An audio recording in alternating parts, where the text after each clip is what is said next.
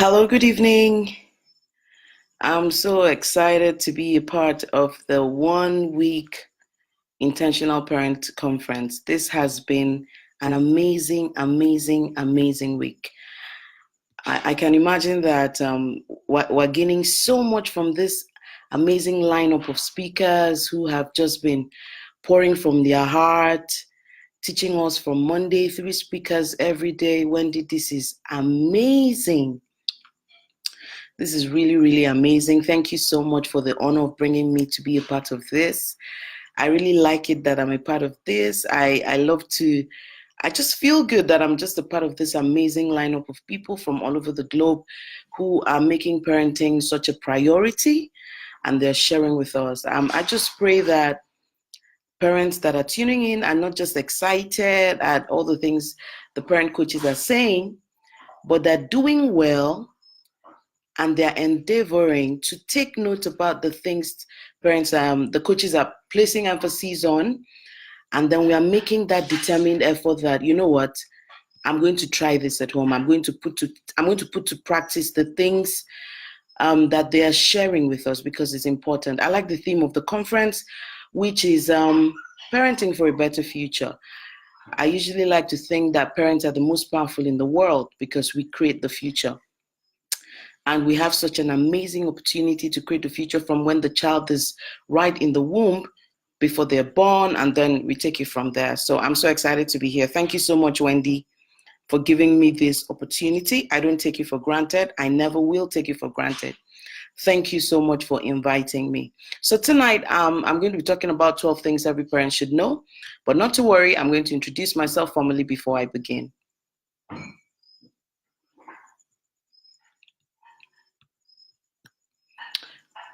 So my name is Irene Bangwell. It's an honor to be here. I'm the co-founder of NOSC, and I'm a parent coach at NOSC, an organization that works in education, and we also work in parenting. We're very passionate about parent education. We've published a couple of books where we just keep pouring out of our knowledge and experience to enable parents out there, get the knowledge and the skills that they need to nurture their children to their place of shine. Okay, so I'm having issue toggling my slides. I'm ready now. It wasn't going before, all right? So yes, I am Irene Bangwell. I am co-founder of NOSC. So we work in education, we work in parenting, and we do research in education and parenting. So this has been a very amazing year for us. I was able to write some parenting books that I believe will make a difference. And I feel grateful to be able to lend my voice tonight on the conversations that we are going to be having this week, the entire week. We hope that as every parent listens, they actually work with the things they're learning and then they put it to practice because we're serious about parenting for a better future. So that's it. Why are we having this conversation today? So when Wendy reached me and said she wanted me to talk about 12 things, I was like, that's one of my book titles, but it just felt like, wouldn't this be overwhelming for a 45 to 1 hour session? So I've tried to make it as practicable as possible, not too long, no point will be discussed for too long, but just punchy enough for you to make the decisions that you need to. So why are we talking about 12 things every parent should know? And I think this applies for about every session we've learned today.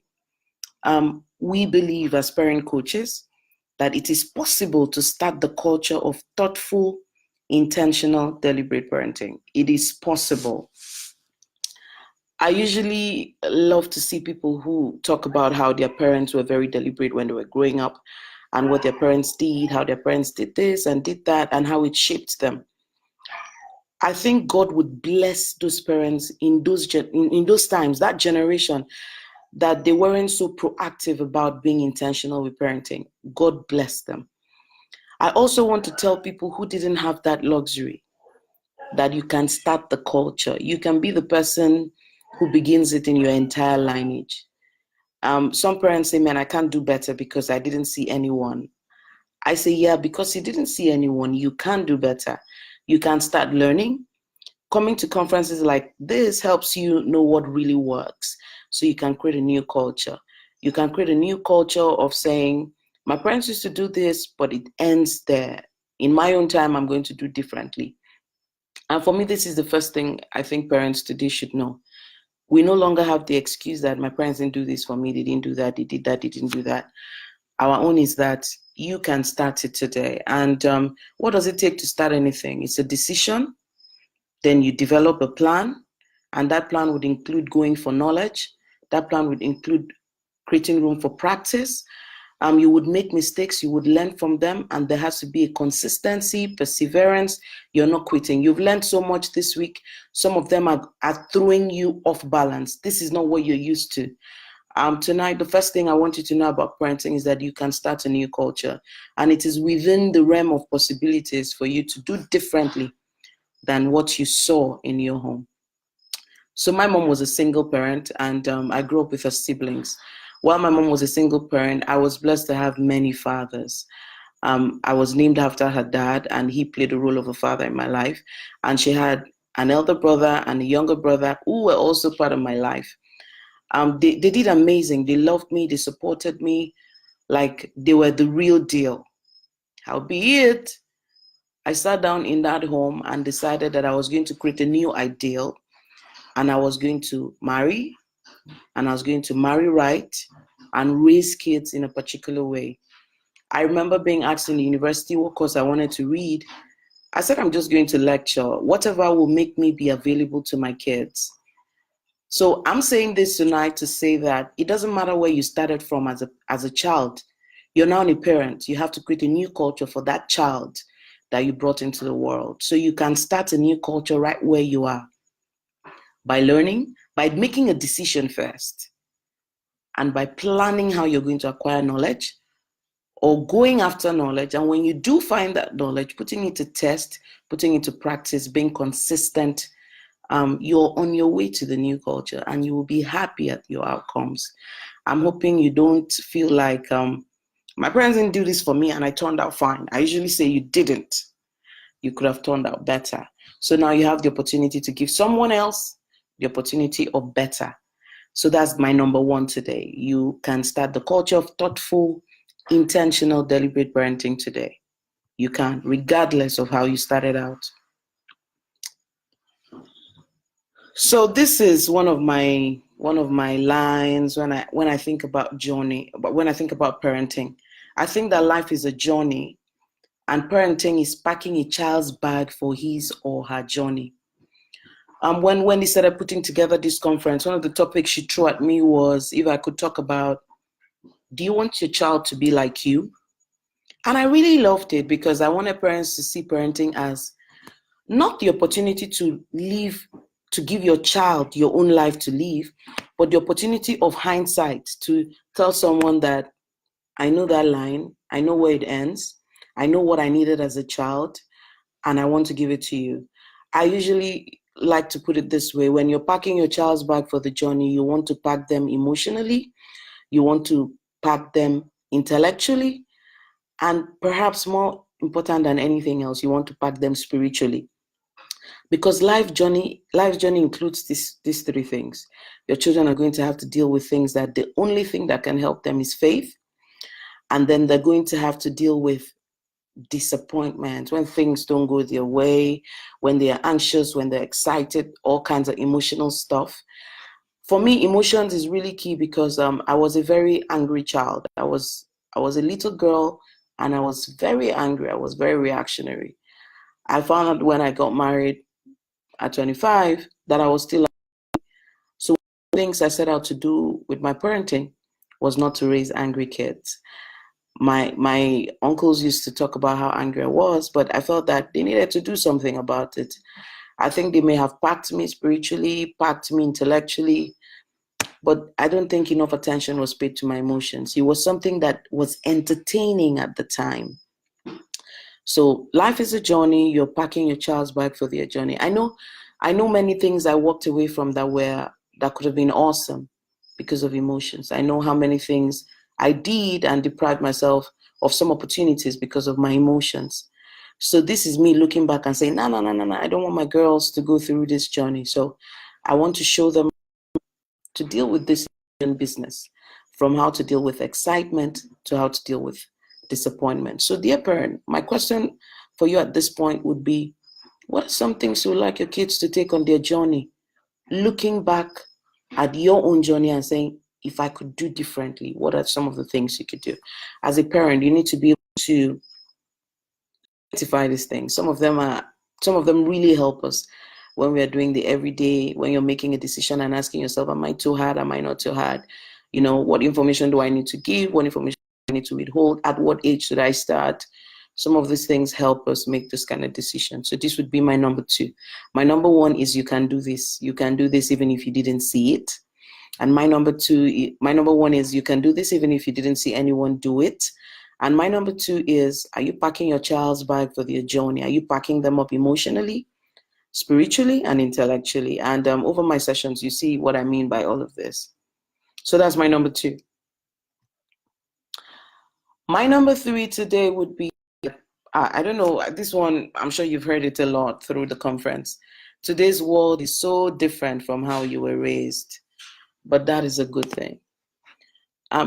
Sometimes I hear the older parents, like our own parents, tell us that parenting is easier today. And I smile because I'm like, you think because we have a mobile phone and we can do WhatsApp? I don't think so. I think the influences to our parenting is greater today than it ever has been. But I want to share with you something I want you to go home with. A lot of the changes we're seeing today, it's a good thing. So for starters, I want us to know something. Many of the changes we are seeing today, we are the ones creating the changes. Actually, many of the changes we see today are coming from the failures of the previous generations. And I'll give you a critical example. There was a time a lot of women worked at home. They were just comfortable raising kids. They were happy to do it. Then a generation that didn't want it, and people think it was pride. I don't quite think it was pride. It was many things.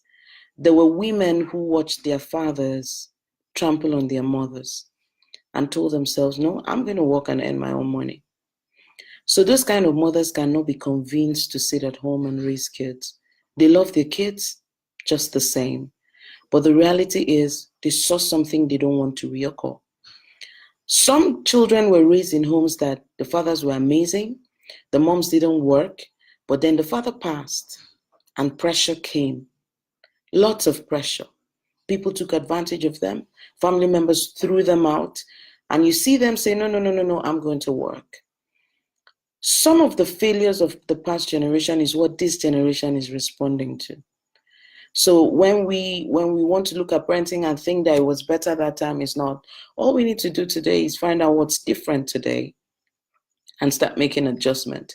I've been pretty fortunate to have 2 daughters, and I'm like, I don't think life is going to get any easier for women. So I think I'm the first person to model to my children how to combine work, marriage, and parenting. If I'm able to model it to my children, it doesn't matter what the work pressure of the next generation would be. They should be able to deal with it. So I want us to start looking at the change that it's around us, not from a fearful point of view or critical point of view, but with the mind of looking at it to say, what does this thing bring for us? For example, today they say children talk back. I don't think it's a talk back, it's that today's children talk more. And in the previous generation, people were shut down.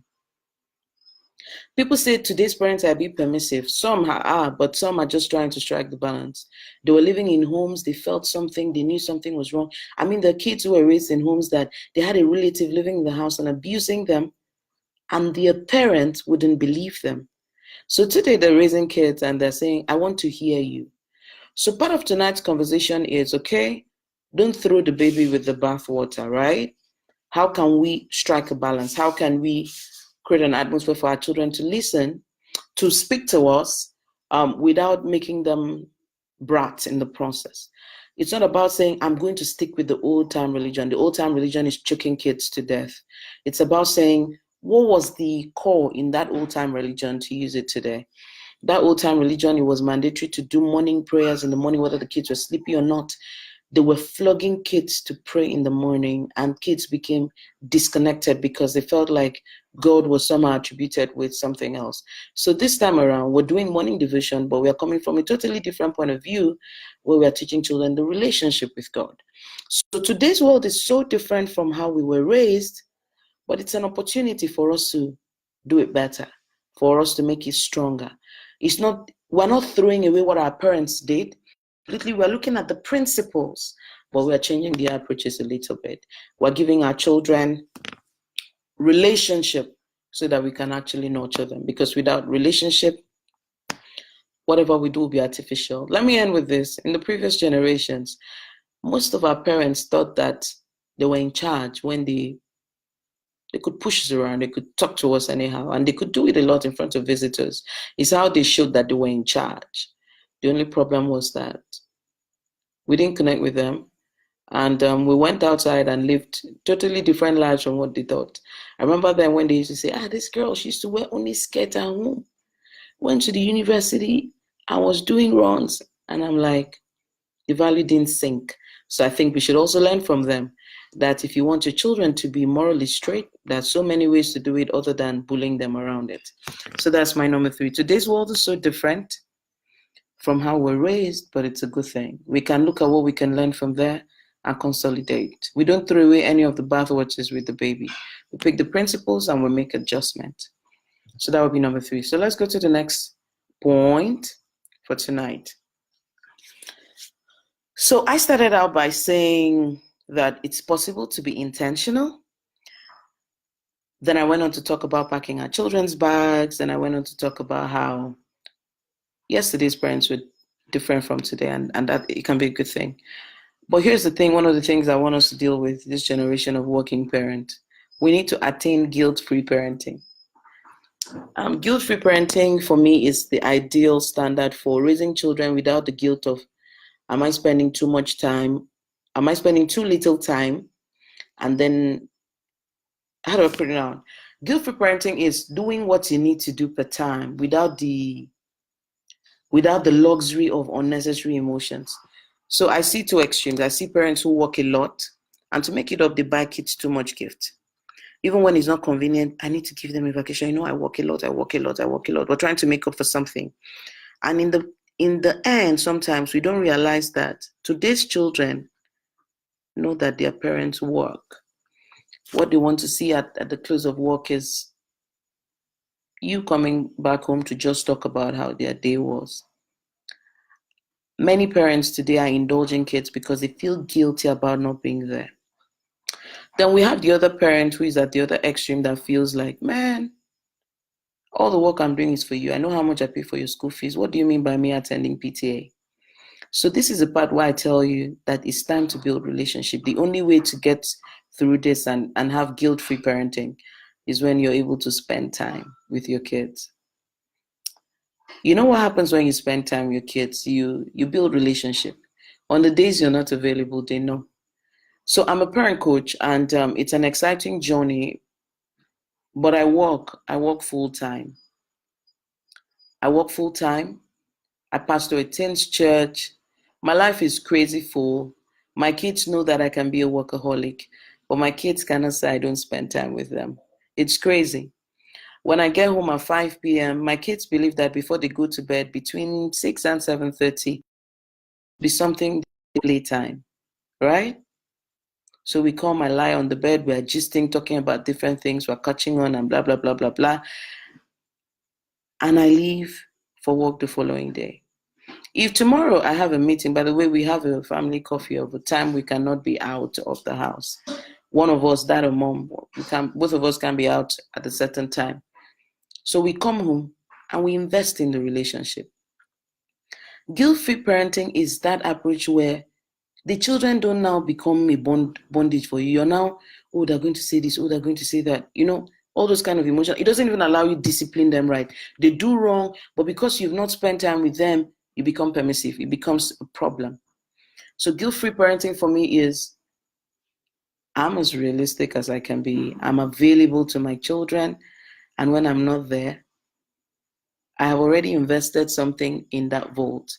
And many times, I realized this a long time ago, our kids don't want us to stay at home necessarily unless we choose to and we do it with a good intention.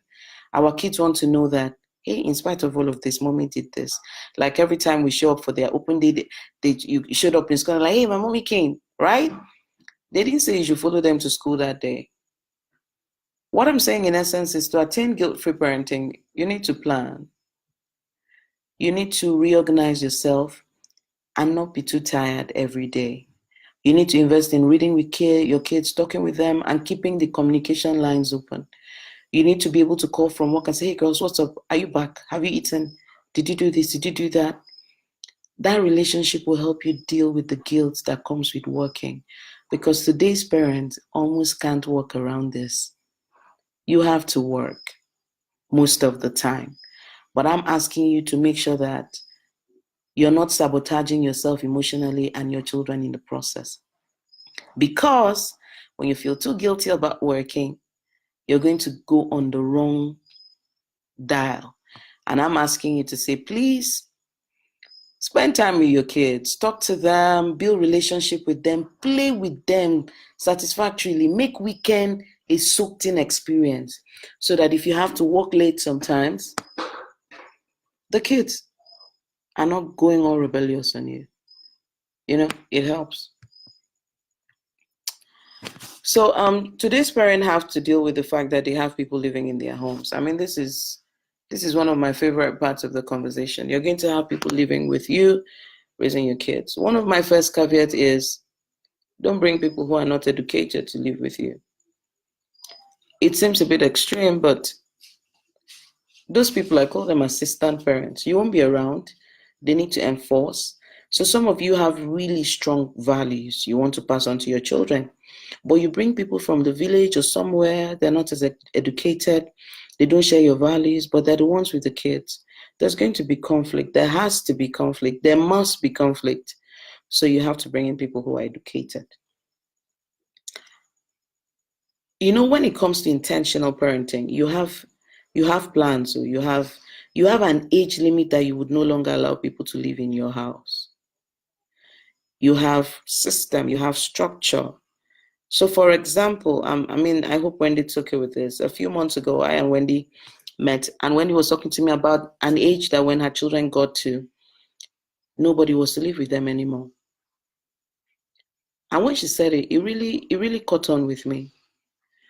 Because many of us are bringing these caregivers, they are not educated, they don't have the right values, our children don't respect them, and many of them do the things that our children should do and learn how to do.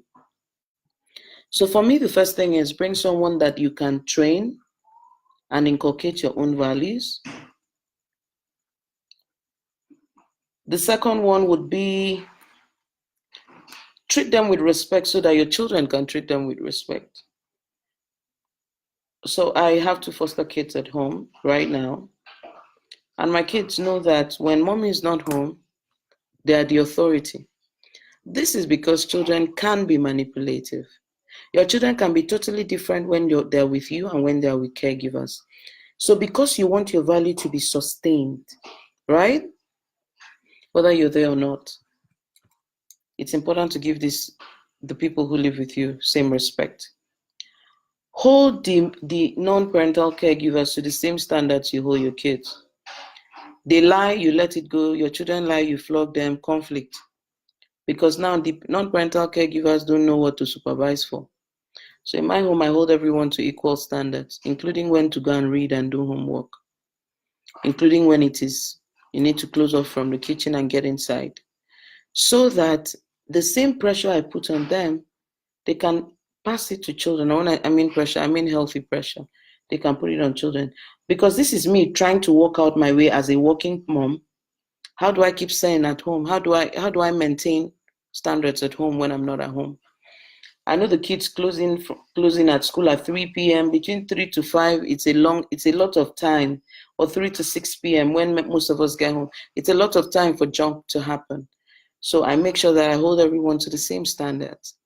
I wrote this somewhere in my book. I said, I try to run a culture in my home where we put learning over the fear of discipline. So if something went wrong and I came home, both my teens and my children would tell me what they did wrong. I'm a working mom. I have to create a working system at home. So they'll tell me what they did wrong and we'll all learn from it. There's no we don't allow hiding what happened when I'm not around. And when I mean hiding what happened, is not when anytime people talk about what happens when parents are not around, they think we mean sexual abuse. That's not the only thing that goes wrong in homes. I'm talking about things like a child lied, a child stole, a teenager stole, they watch what they were not supposed to watch. Simple things that are introducing children or exposing children to crazy values. So in my home, if I came home, it's not unusual for someone to walk up to me and say, I broke a plate today. Or someone to say, this person watched this channel today and they were not supposed to. And they don't say it behind the person, they say it in front. As a working parent, you need to create those kind of cultures at home. Hold everyone to the same standard, but let everyone know that your default is to teach everyone. Everyone is learning. I'm here to help everyone. Don't single out your children like these are the people I'm particularly focused on. I'm focused on everyone because those non-parental caregivers are with the kids most of the time. So I'm available. I'm available to correct everyone so they all learn together. So non-parental caregivers, if you abuse them, if you talk to them disrespectfully, your children pick your language towards them.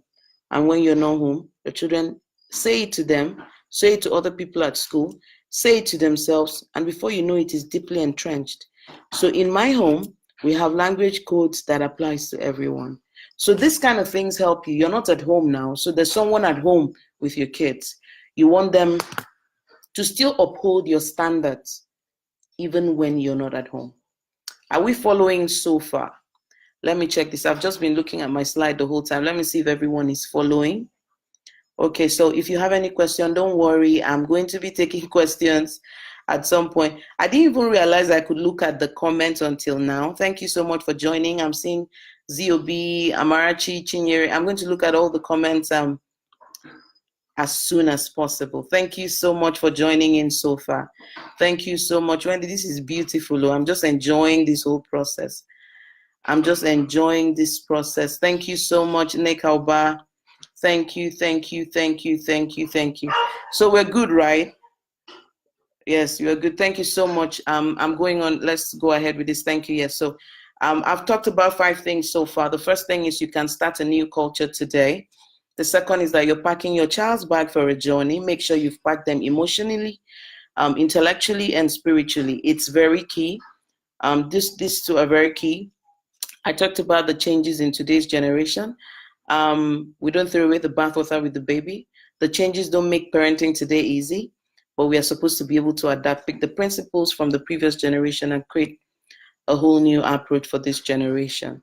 And then I talked about guilt-free. Man, you're working. So build a relationship so that you don't pick the two extremes, either be too indulging because of the guilt of working or be too upset about the demands on parenting because of working. So we need to try to strike a balance. And then I talked about the people who come to live in our homes. We have to train and inculcate the same values in them. For me, the assistant parent, treat them with respect so that when you're not there, they can enforce values with your kids.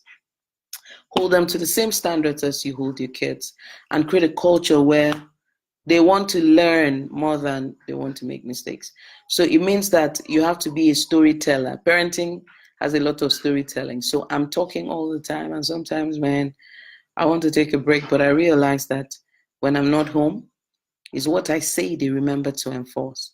And so far, so good. I think it's working for me to a very large extent. I've seen my foster daughters hold my kids to standards, and they saw something I probably wouldn't have seen, and they said, no, this is not wrong. This is wrong because of this, because of that. You should apologize to your sister because of this.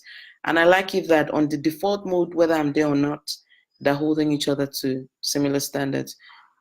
It's not a perfect situation, but most of the time, that's the ideal. That's what happens. And that's what we're steadily working towards. So what's my number 6 today? What's on your TV?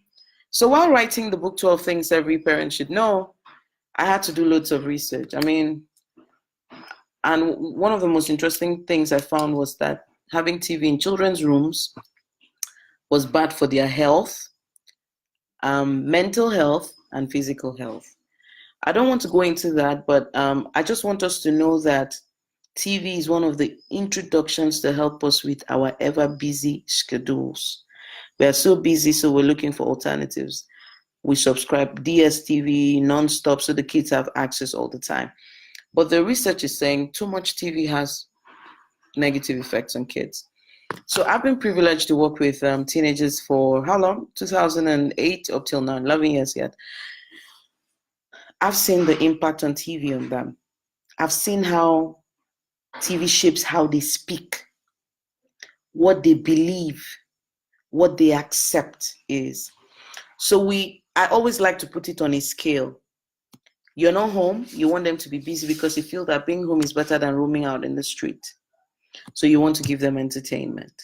I'm now just saying that you need to regulate the duration on the entertainment. If your children are watching stuff on TV, are you ready to review what they're watching and discuss with them at the end of the day? So they saw a show, and then you guys can talk it over, because I like to talk over movies with my kids. Like, I could teach a whole Bible lesson on Moana because I had to watch it from an adult's point of view of pursuing your life's purpose, working with God, that kind of thing. So are you ready to watch TV with your children with the mind of having a conversation so that you can take out some of the wrong things they're picking? So recently I was watching this show on Netflix.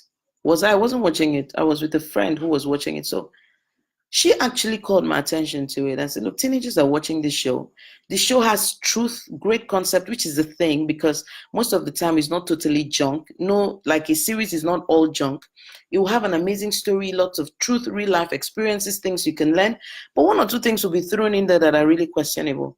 So this, my friend, calls my attention to say, I was watching this show, and a teenager in that show said, it is easier to apologize than take permission. And I'm like, oh, this is a new religion entirely. And many parents are not aware of how many religions have entered their children's brain when they started watching TV. There are statistics showing that children who watched movies, not music videos, movies that there was a lot of smooshing, kissing, were most likely to experiment with sex. Because what we see is stored in our brains. And I like to put it this way: if a teenager who is in church, for example, because I'm a Christian, sorry, I'll make references to this. My apologies to anyone who feels offended by it. I mean, my life is shaped from my faith.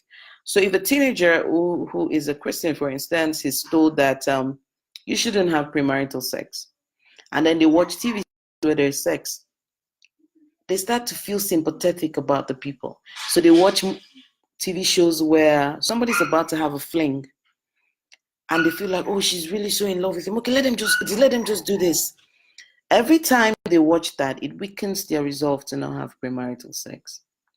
I didn't say it makes them go and do it the next day. It weakens their resolve. After a while, they start having reasons, accommodating reasons why someone could do this. So when your kids are watching TV, do you sit back to like, what's up now? What's on that show? Let's watch it together. Let's talk.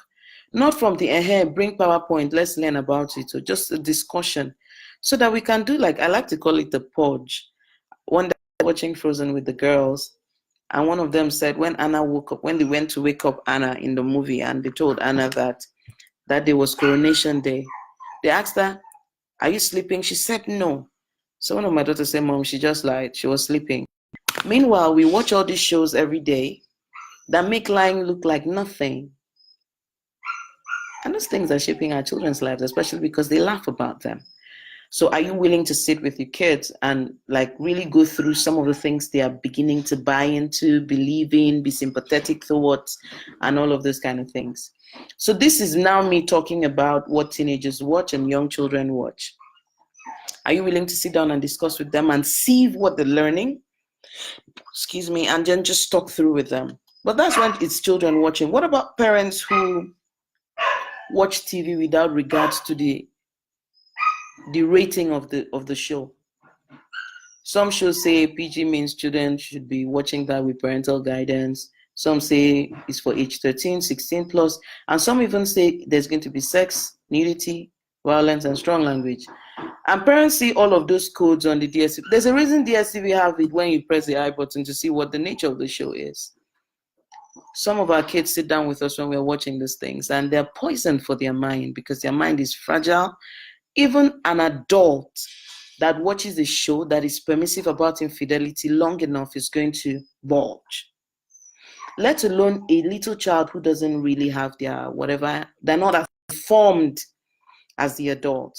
So this is me asking parents that please, please, please, when you want to watch your TV, do you want to look behind your window or behind your couch to say, hey girl, you're not supposed to be here. You're not supposed to be here. You're not supposed to be here. So my kids know now. I used to be an NCIS person. The reason why I said NCIS is that anytime I notice anything is becoming addictive for me, I deliberately cut it off because I don't want anything to be in control. But as NCIS is, many times there's no strong theme of sex or anything, but they have strong violent stuff. And I don't want my kids to grow up with fear because I know what Satan does with fear. So when it's time, I say, girls, bedtime, mommy's TV time. And when they ask me, why can't we watch? I said, because what they show is only adults that can handle it. You'll see yours later. So I'm going to appeal to parents out here. Don't be careless about what your kids watch. Because what they watch gets into their soul, has a place, has a seat, and eventually determines how they make decisions. You can look away from that scene and all those ones we tell them to close their eyes. And some people say, let them not close. That's how life is. Man, I just want to shield my children's mind. In the meantime, we'll get to talk about these things eventually. So what's on your TV today? Do you want to take a look at it and ask yourself, is this appropriate for the kids? And it's okay to put parental control. When I put parental control, guess what? You know I have older kids in the house. So what that means is if I allow them watch 16 plus, my daughters are going to watch. And let me tell you, some 13 plus shows on TV is poison for, in the African context, for God's sake, is poisonous for our 13-year-old shows, is poisonous for our 17-year-old. So you know what I told them? I said, look, I'm trying to protect your mind. I don't want you to be distracted. I want you to focus on school. I want you to focus on what equips you for where God is taking you. So you don't need this show. And we have that understanding. At first, we had a few struggles. Like, I used to watch this when I was home. I say, well, we have a culture here. We don't watch junk shows in this home. And over time, I've heard them tell other people, you don't need this. And I feel really good about it. This is also related. The 7th point today will be managing the use of devices. Oh, many parents tell me they don't have what to do. They don't know what to do with the kids. And I'm like, you're kidding, right? So last time, I don't know who does this public holiday thing in Nigeria. They need to call. I need to meet them for a meeting. But sometimes it's really crazy. One week we had we had 2 public holidays. It was Salah, yes. And the kids' school put their midterm break the Thursday and Friday. So the kids were going to be home for 4 days. And many times when my kids are home for midterm or something, I feel that that's an opportunity for me to fill up their love vault. One of my parenting coach friends, Vivian Okoye, says it's a tank. You fill it up for the day you will need it. So many times, because I work for myself, I can work from home on those days. It's a luxury I can afford. But here's the thing. When it's public holiday for them, most of the time it's public holiday for us, unless you work in a field that demands for you to work. So before this is a long time to be with the kids and morning till night, and they're all over you, do this, do that, do that. But because devices are out of the way for me, I decided to fill them up. And I like, there's so many ways we can fill these kids up. One of them is reading books. Some parents say they wouldn't like to read. If you present it like there's an alternative, it can be a thing. They can look for an alternative. But when you do it like it's time to go and have a bath, it's time to go and read, or you pick that book, get into your room, and then when you read something, let's talk about it. It's not every day that they talk about it. What did you learn? What did you do? There's so many things. So I just opened my book. I just wanted to go through one list of things the kids could do. And I'm just going to read from there. So I have here, let them read. Read to them. Read as a family. Read hardbacks. Read paperbacks. Read ebooks and audiobooks. When you're done reading with them, let them go out and play in the sun and mold and cut and draw. And I mean, when we were kids, we didn't even know there was TV. TV used to open by 4 and it started with news. So you didn't even have a space in the news. Maybe on Sunday when they used to do something on Sunday, NTA Network, one particular news line, Inca Craig, that's the one you hear gist of what's happening in Lagos. You get, we didn't have those alternatives and our lives were pretty full. So what can we pull from that generation? Let the kids go out and play. Many of us are fearful. The world is it seems to be a bad place or worse today. But they were kidnapping kids when we were little. I'm not asking us to throw caution in the wind. Like today, I'm not sure I would put my kids out on the street on their own walking to school like I used to in some context. But let them go out and play. Let them do sandcastles. Let them run around outside barefoot, play with the dog. Don't box them in. I mean, I watched a video the other time about the air pollution and the impact on the health of kids today. How homes are AC, windows locked, kids are not breathing in fresh air. They're not experiencing nature. And it has an effect on their health. So please let them go out and play in the sand. Then parents today, man, you need to be big on art supplies. So you see that 4-day holiday bar? I had this, a friend of mine bought these books for my kids, coloring book. The moment I saw it, was a girl's affirmation coloring books. So when I saw it, I said, Kai, this is project. So I came home that day, I made photocopies of the pages and said, today, color the books. The colored. I give them 5 crayons each. I said, if you need to swap in the box, go and swap, because I didn't want to be shouting on who took which crayon, who didn't take. I said, if you need to take another color, you swap. So everybody has 5 crayons per time. As they were coloring it occurred to me we could do more with it. So I now told them to make a list of all the objects that were in the coloring sheet.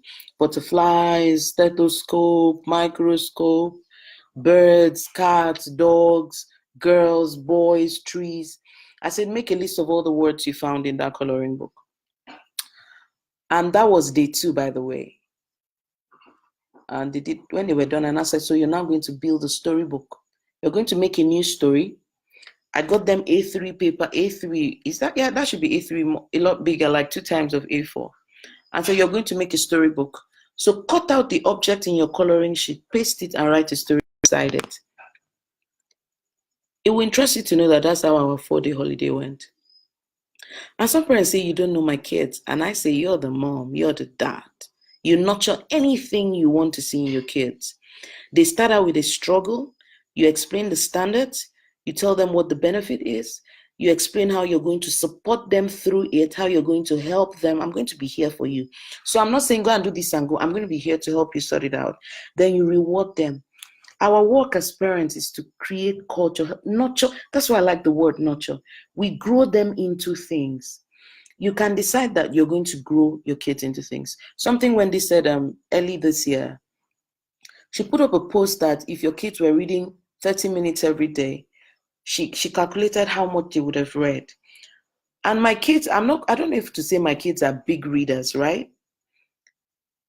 But they love to do arts more than they love to read. And they love to write more than they love to read. So I came up with the principle that the more you read, the more words you have, the more creative you are. So it eventually helps your art and your reading. So usually, I easily say that I have more books than clothes. So today, I said, girls, you're going to start reading. But I wasn't doing it every day. So when I read what Wendy put up in January, so I told them we have a new policy. 7 p.m. to 7:30 before we knock off. We knock off with books. Then I started noticing a pattern. They were not reading one book anymore. So when they've gone to bed, I have to go to their bed and start bringing out books from under their pillow. And after a while, they say that they're done with this book. They need new books. And I'll tell them, no, we have packs we've not yet opened. You go into that. But let me share this. My first daughter, I took her for Christmas shopping during the Christmas last year. And I went to buy, Christmas shopping means we went to buy books. And then when we got to the shop, she didn't like the titles I picked. And I was feeling like the mother that her child must read. The child that her mother must read. The child that her mother says she must read. So she said she didn't like the books I chose. I was livid. I was like, look at you don't have a choice.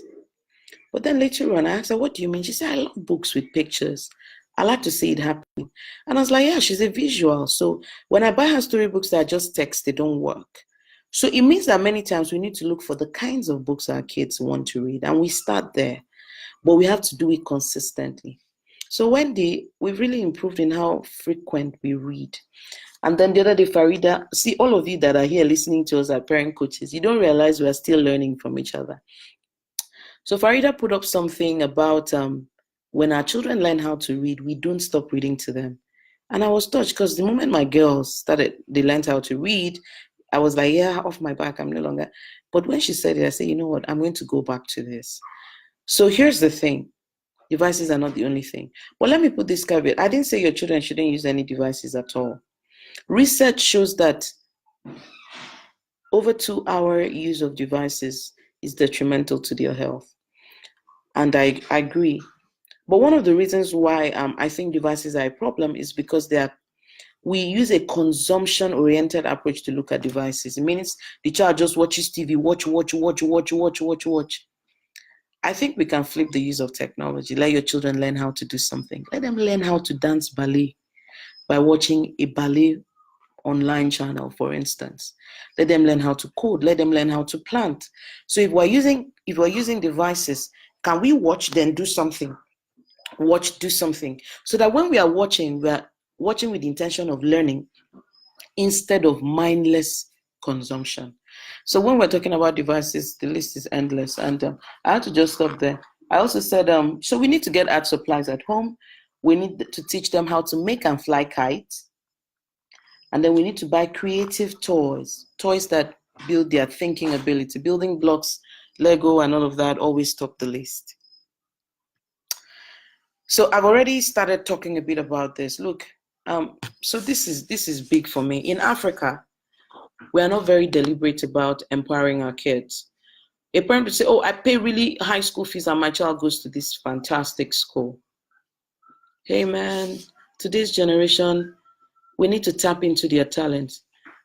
I used to draw when I was in primary school. I used to do comics.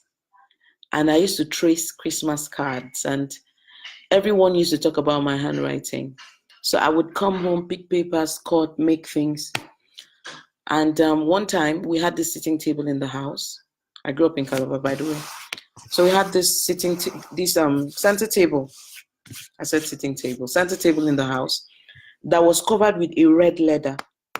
I was so into writing that I would put scissors in the leather, cut it out so that I will have space for bare wood to draw and write.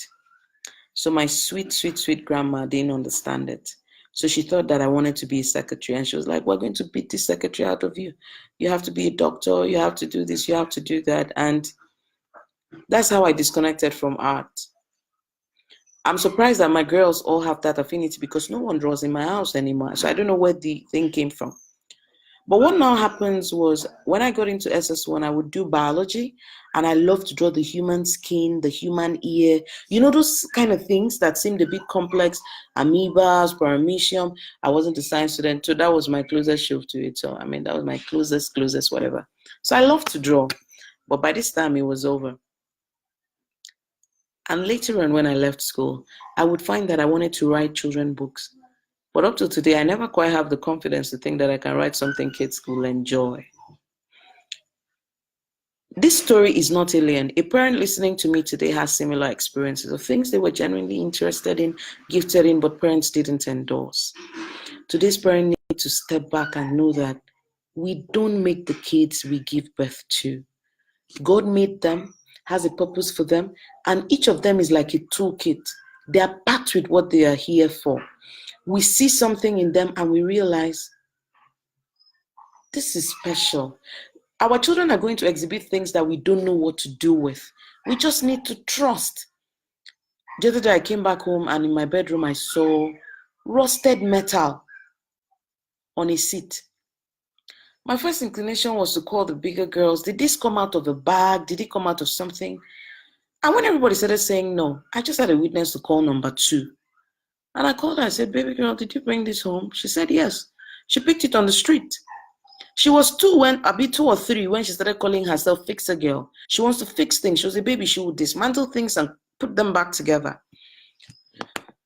And when I saw it, everybody's like, okay, Mom, are you going to trash it? I said, no, I'm going to keep it for her. She picked it for a reason. And the reason I kept it for her is because I feel that she has a connection to it. Something made her walk on her way home and pick rusted metal. It means something to her. It's like when you walk out with a friend and you're taking a stroll and they manage to see the birds and you don't. They see the trees, you don't. They are wired for something. Even if she won't use it for anything, I picked it up. I picked it up and told her, I'm going to keep it in a safe place because I don't want you to hurt yourself with it. Any day you want to use it, just ask me. I'll bring it down. I'd like to be around when you're using it for the sake of caution. We need to start empowering our children deliberately. All this time we're putting them on TV and stuff is opportunity to build them. You have a child who likes to speak. Get her something about self-confidence, speaking confidently. Use it as an inroad to say, the more you read, the better you speak. Get them to write, get them to express, get your children to code. Man, when I say this, it's very exciting, but Facebook has a platform called code.org. And Brianna and my first daughter, by the way, earned her first certificate in coding around the time she was 6. Don't ask me if I sustained it, man. Don't ask me. But as I'm talking to you, I'm just telling myself we're bringing this back. The laptop she used to use had a problem. I procrastinated, but I'm challenging myself to say, look, you need to go back to this. So there are online platforms to engage your kids. By the way, I was watching her do this thing and I was like, man, code.org, that's it. And then they have quite a number of them. So turn your home on weekends to something amazing. Many of the learning experiences out there for children are like fun. They're not textbook kind of learning. They're fun. Even your kids who say they want to be doctors, let them watch different cartoons, videos on simple things about medical practices. Empower your children. You know, I talked about empowering our children intellectually. One of the goals of a 21st century parent should be to raise an informed child. A child who doesn't go out there and say, wow, wow, wow to everything. I want them to be able to have meaningful, informed conversation.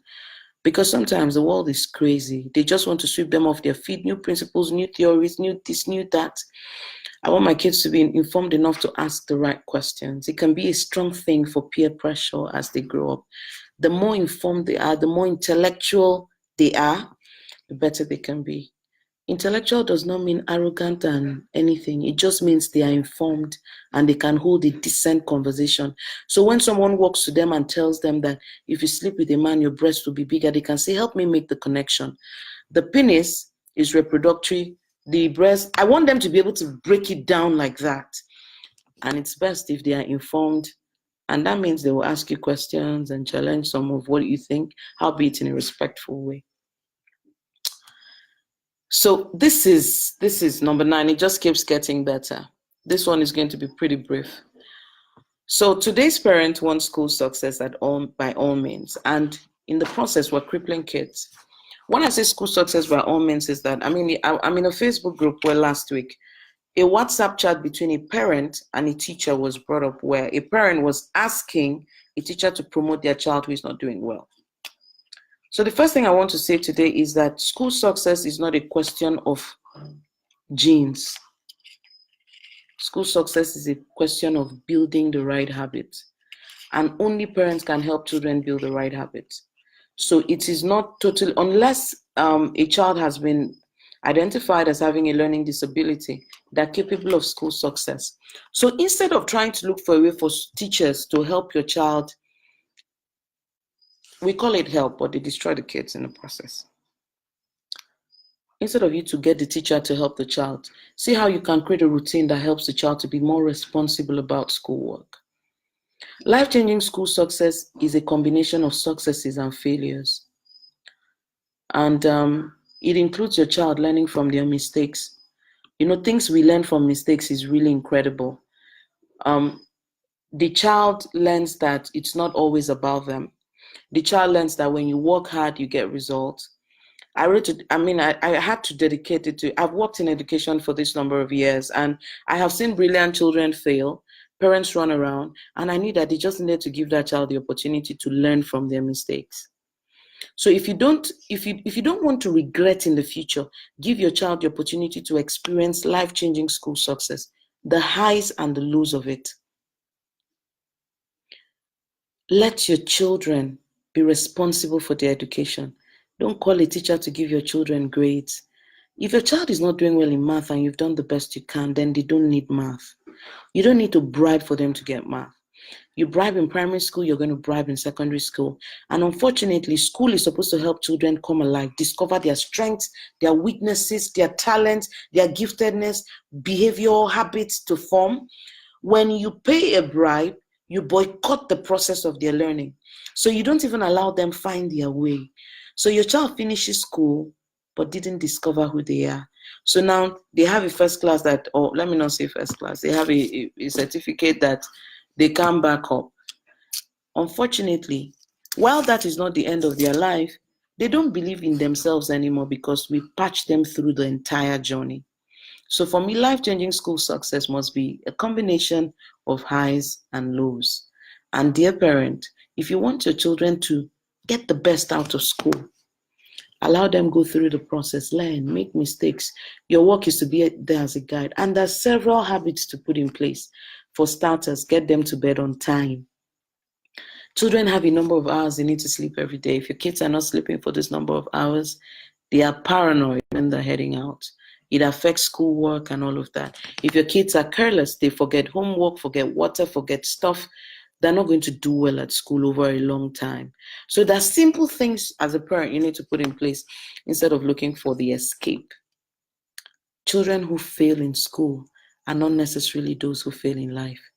They just have to get the opportunity to learn through the process. And parents, we need to disassociate our own identity from our children's performances in school. Your child won Student of the Year this year. It is not you, it's your child, and by their effort, celebrate them.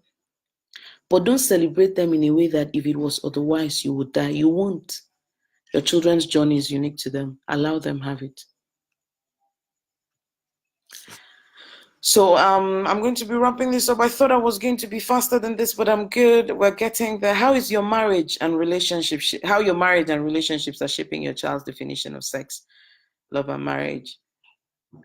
You got to treat your spouse with honor. It goes both ways. Today's kids are influenced by a generation that have no value for sex, love, and marriage. At least the media tells them not to. So the closest salvation for them to be able to define it right is you.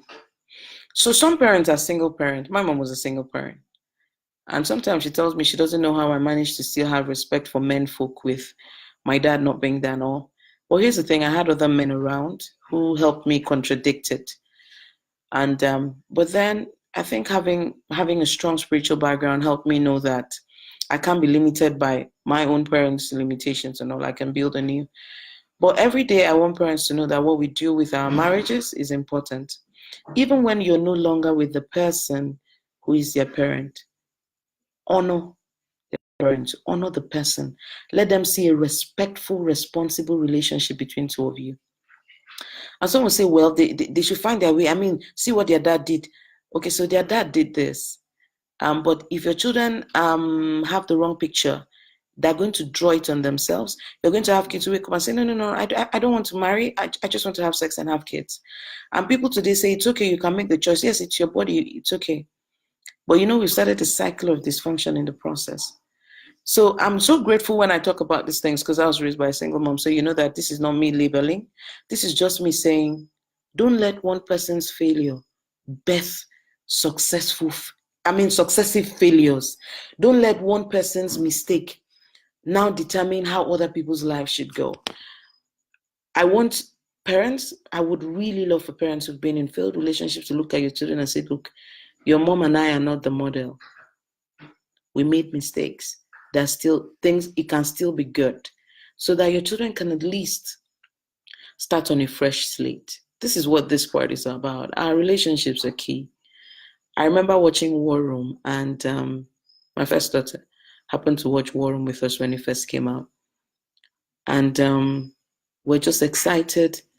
And the first time that man walked up to his daughter, to his wife, and spoke to her disrespectfully, my daughter was uncomfortable. And I remember her saying, but daddy doesn't talk like this. And I was like, yeah, 101. I said, great men speak with respect to their women. And for me, I had passed that lesson, right? We are passing it with our personal lives. Sometimes I think that my children can swear that we don't quarrel. They don't realize that when we're inside the room and say, we need to talk, Daddy and I are having a conversation is really interesting. But we made the decision that it cannot be over the top. And when we're having an issue, we talk about the issue. We don't attack a person. So we resolve the issues, because issues are designed to be resolved, not made a mountain of. So it's helped us a lot. It's really, we've come a really long way. And somehow I like the legacy that we are working to pass to our children, that it can be sane. Interestingly, we both, my husband and I, didn't start out from sane situations. We decided to deliberately create that for our children. So I've said a lot. This is me winding down. Communication is the meat of parenting. You got to talk. All those parents say, I'm not the talking type. You're going to talk, because parenting is teaching. Parenting is showing someone, explaining. You will say it 2,000 times for them to get it. It's okay. Be ready to talk. But also know that communication is three things. You will talk freely and in a way that your children will understand you. Even when giving instructions, I had to learn this the hard way. Telling your how many year old go and have a bath is a very long instruction. For a 4, 5, 6 year old, go and have a bath is ambiguous. But step down, wear your slippers, pick your brush, pick a toothpaste, start brushing. Many steps that they can work towards. It's the same thing when we are now talking about teenagers. Bite-sized, level by level, age-appropriate conversation. Communication must be understood. It's not even communication until your child understands you. But in Africa, we talk one way. I've told you. So I had to learn how to say, what did I mean? What did I say? And then when we talk, we have to listen. Communication is not even complete until the other person shares what they think. And many parents are afraid of hearing what their children think. You'll be shocked. They are not rebels. They don't want to pack out of the house. They can ask you a question that helps you understand even the instruction you're giving. For instance, out of anger, you can say, no more drinking water from this cup. And your daughter says, well, Mom, that's a blue cup, and there's several of them. How do we know which one? In our time, our parents say, I'm talking, you're talking. Sometimes our children are just trying to make sense of the instruction, and we ought to calm down to communicate. In fact, it is not communicating until the other person understands you. So whether it's with giving an instruction, passing on a value, talking about, say, spiritual things, talking to them about, like when I'm talking to my first daughter about anger, for example, and she asked me a question, what if someone does this? What if someone does that? She's not trying to tell me, it's okay, I want to be angry on those times. She's trying to say, Mom, help me understand what to do when it is like this. Right? So communication is about teaching a child. You're providing information. You're ensuring that the information is well taken, is understood, and applies to the context of the child. That's key. If you're not abiding by this, you're not communicating. Communication also has a lot to do with listening. Listen to your child. Listen and make sure that you are on the same page. But the part I like about communication the most is when you leave the phone lines open. When you tell your children, come and talk. This thing we talked about today, in 10 years' time, if you have a question, ask. I remember when I introduced I put a layer on our sex ed with my daughter just before she turned 8. And I realized that sex education is not complete until the child can come back to you and share a myth they heard. Because while we feel like we need to give them all the information, every generation has the madness of their own. I mean, I've been blessed with a lot of teenagers who just, God gave me favor for them to love. So I'm hearing very recently that now, even in the faith circle, boys are now telling girls, man, I don't want to penetrate. I even want you to marry as a virgin. Just give me a blowjob. So they're not having sex in the way parents want. They're not having penetrative sex, but they're having oral sex. So the girl feels like, so I want my daughter to come home to say, Mom, well, you said we shouldn't do this, but what about blowjob? Is that okay? Sex education that it is one way, now you provide all the information, is not balanced. Because teenagers and children, when they start hearing junk, they can hear you and hear others and work on others, because you are now sounding like a broken record. That brings me to this quote. If your child is not talking, you should be worried. So keep communication lines open. But also always remember that if your child is not talking, you should be worried. Children who say, I mean, I coach teenagers. So the teenager that tells me, I've heard you, that's danger sign. I'm like, all right, let's go, let's hang out, what's up? And they always open up when people probe a little more. So if your child is not talking, and here's the thing, it's not just for teenagers. If your child of any age is not talking, you should be worried. It is either they were talking, you were not listening, or you've been too busy, or something, or they are afraid of something. So talking and them talking back to you during a conversation, them initiating a conversation, and then informally. That's why I don't joke with that our 6 to 7 o'clock, 7:30 window of talking with the kids. It's the life for me. It's oxygen for me. So even when he was saying, let's do this, I say 9 p.m., we'll let the kids be in bed. I used to do some live classes, man. I couldn't sustain it because by the time I'm done with the talk of that day, man, all I can think about is to sleep. All right, so this brings me to the last point. I've already talked a bit about sex education must start from home. And you have to pursue providing sex education. I used it as an example in communication. Sex education has to be age appropriate, though. Has to be age appropriate. And but I want to share something I don't hear enough about in sex education angles. So many people today talk about, okay, there's so much sexual abuse, which is really true. But there's a part where we are bringing in fear, and it's crippling fear. It's not enabling either ways to talk. Because of the fear, some parents are saying too much too soon, and some are lumping them up instead of making it a staggered conversation. I think sex ed has to be an ongoing conversation. It's not pop up, pop out. Ongoing conversation. But the part I want us to also focus on, what about preventive sex education? It's good to tell your child, tell me when something goes wrong, but I don't want anything to go wrong. I don't want anything to go wrong. And sometimes when we do sex ed, it sounds like our children are always victims. Sometimes our children are perpetrators. So when you watch what's on TV, and protect your children from crazy content, that's still part of sex ed. When you don't allow your children watch what will be a problem for them. When you talk about things before they start.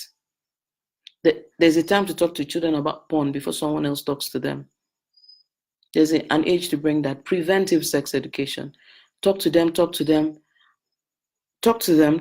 them, engage with them, debate with them, sometimes play the devil's advocate with them, and let's take it from there. So that's it for me. I've said a couple of things tonight. I'm just going to run through them.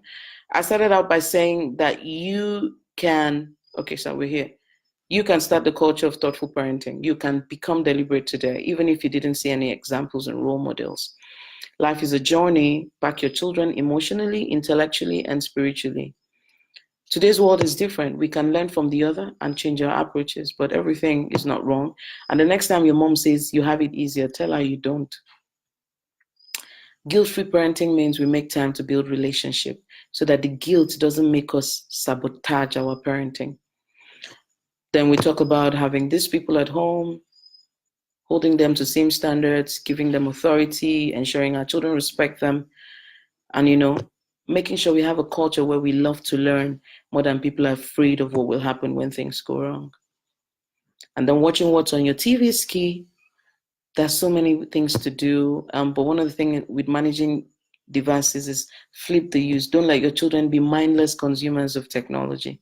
Let them learn with the aid of technology. Empower your children, find what their strength is and invest in it. And when it comes to school success, make it holistic. Don't bail your children out. Let them go through the experience, hold them to high standards, support them at home, be present for them, but don't help them in the sense of helping them boycott standards, because school is for them to discover who they are and learn from both failures and successes. And do your best to make sure that your children have a good perspective about sex, love, and marriage, because it can work for them even if it didn't work for you. You can help them so that they start on a fresh page. Communication has to be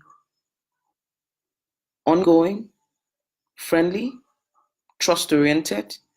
The kids need to be able to come back and talk. You don't need to always be the initiator. You need to build a culture where your girls or your children can initiate conversations with you. And never forget that if your child is not talking, you should be worried. And then make sure that sex education is happening from home, is holistic, there's preventive, is ongoing. And again, the window is open enough for your children to ask questions. So this is me, I'm ready to take questions. So let me go back to the thread now. Thank you so much, Wendy, for the opportunity. Thank you. Thank you, thank you, thank you, thank you, thank you. So I'm going to start from, parenting is teaching, you must talk. Teachers talk for a living, and it is really, okay. So Wendy, yes, sex, it has to be an ongoing conversation. I talked to my daughter about periods, and I didn't say everything, and on her own she came back to say, how do I count it, how do I do this, how do I do that? And then I keep saying, if the conversation comes up in class, make sure I'm part of it. I want to be a part of the gist. I want to be a part of what they're saying in class. You understand? So yes, Cherry said it all. Prevention is better than cure. Yes. So be preventive. Stop waiting for, tell me when something goes wrong. You can make sure nothing goes wrong, right? So you have children of different gender. There's an age they get to. You don't have, okay, so I have 2 girls. It means that I won't let like a boy. I won't bring in a help that is a boy. I'll be slow to even bring in relatives that are boys to live with us.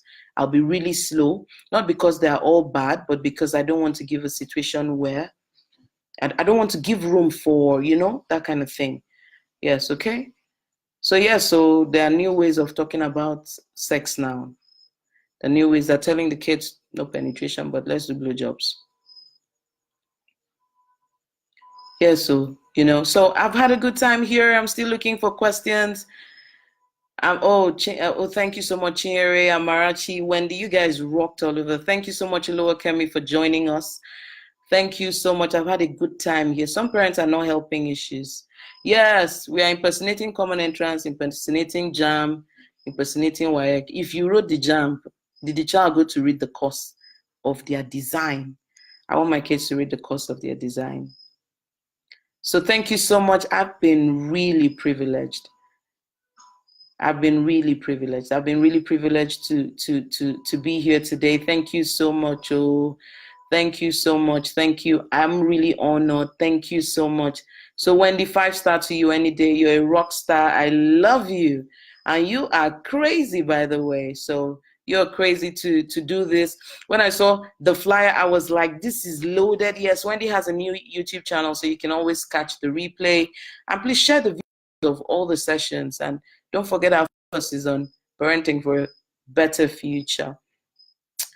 Oh, thank you so much. Thank you so much. Yes, Wendy, thank you so much. Yes, Wendy reviewed one of my books, Raising Kids Who Are Influence Proof, which is about raising kids that nobody can tell them to give them a blowjob because they know that that's sick. You get the gist. Giving children enough information for them to answer at the gate. There's the way the Bible puts it, that your children answered at the gate. Is an informed child that answers at the gate. So don't be afraid to raise an informed child. So all my books are available on Amazon. All my books are available on Amazon. You can order them on Amazon.com. Amazon.com/author/Irene Bangwell. But if you're in Nigeria and you want Nigerian style, you just send me a private chat and we would talk. Just send me an inbox right here on Facebook. I'll tell you how you can get all of my books, right? Thank you so much, Wendy. Thank you. You are the rock star. You made a mention of people staying with learned people. What if you have unlearned in your home? So if you have an unlearned person in your home, one of the strategies is to build their self-esteem. So could you believe I have two foster kids at home? And one of them, we adopted her from an IDP situation. So I told her one day she's going to be the governor of Borno. She is actually educated, but usually, sometimes when people come into that kind of place, the low self-esteem doesn't help, right? The low self-esteem doesn't help. So you help them believe in themselves. Tell them that, look, even if you're my mate today, you'll be somebody in the future. Little by little. And most of the time, when you bring these people that are not so educated, they speak the same language with you. So you can still help them uphold standards in your language. And then you can also help your children understand that they have to listen to these people. You trust these people, that the people that you can count on, that kind of thing. So if you have someone that is not educated, the next aim is their self-esteem, and do as much as you can to give them an education. I have a friend who got her maid to do an adult education, got a private lesson to her because she found out that her kids would laugh when she couldn't speak English. So she wanted to do something for her like that. So right now, our generation needs to know that the people who come in to live with us is ministry. You're empowering them for their own future. I know an amazing woman today who was once a maid, and she's a Tunelumelu fellow. She's everything because the woman she lived with invested in her. So what am I saying in essence? When we invest in them, they pour it back on our children. When we tell them they can't, they pour it back on our children. So this is not the generation to bring people that